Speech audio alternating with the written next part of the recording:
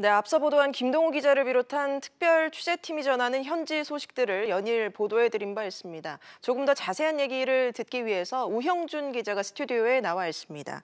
우 기자, 네. 우선 수고가 많았습니다. 네, 감사합니다. 현지에서 이제 직접 보고 체험해보고 했을 텐데 올해 CES 한마디로 정리하자면 뭐라고 할 수 있을까요? 그야말로 인공지능 전쟁이었습니다. 국내에는 삼성의 빅스비, LG는 신큐라는 이름을 갖고 있죠. 해외에서는 구글의 구글 어시스턴트, 또 아마존은 알렉사가 있습니다. 이번 CES에서는 세계 IT 회사들이 한층 발전한 인공지능들을 내놨습니다. 아무래도 구글과 아마존은 인공지능 소프트웨어를 가지고 있는 회사이기 때문에 HP나 뱅앤올룹슨 또 이렇게 화웨이 등 IT 기기뿐만 아니라 자동차에도 접목시키는 등 저변을 좀 넓혀 나가는 모양새였습니다. 구글과 아마존이 다른 IT 회사와 협업하는 이유는 바로 한 가지입니다. 네. 인공지능이라는 게 많은 곳에서 사용이 돼야 축적이 되는 데이터로 더 똑똑해지기 때문인데요.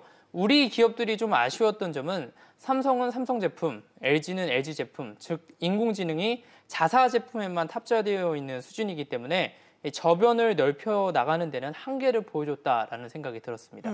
새로운 가전 제품들도 여러 가지 선을 보였는데 가장 눈에 띄는 신기술 어떤 걸 꼽을 수 있을까요?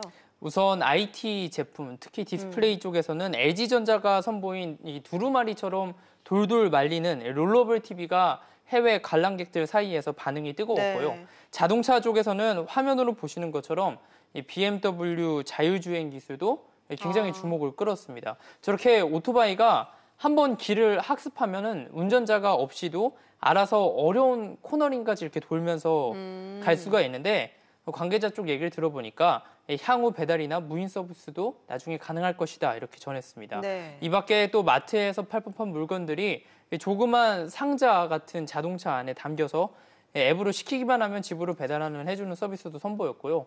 제가 직접 가서 취재해보니까 일부 이미 테스트는 끝났고 내년부터 상용화를 앞두고 있다고 합니다. 사실상 우리의 배달 시장, 다시 말해 운송 시장의 판도가 바뀔 수 있을 것 같다는 생각이 들었습니다.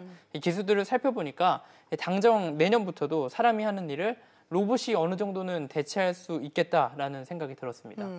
보니까 여러 기업들이 이제 자신들의 이제 기술을 뽐내는 자리였는데 무역 전쟁 때문인지 중국 기업들은 이번에 좀 참여가 저조했던 것 같습니다. 네, 그렇습니다. 수치상으로는 20% 정도 줄었습니다.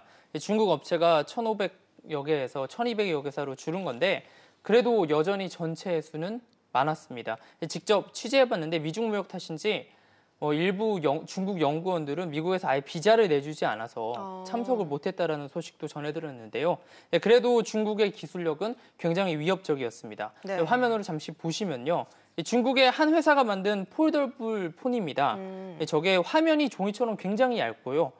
떨어뜨려도 깨지지 않고 접혔다 펼쳤자를 자유롭게 할 수 있습니다. 세계 최초 폴더블 폰을 과시하면서 전 세계 이목을 이끌었는데요. 삼성전자도 이르면 3월에 폴더블 폰을 공개한다고 하니까요. 스마트폰 시장에서도 사실상 새로운 패러다임이 열릴 것 같다는 생각이 들었습니다. 그렇겠군요.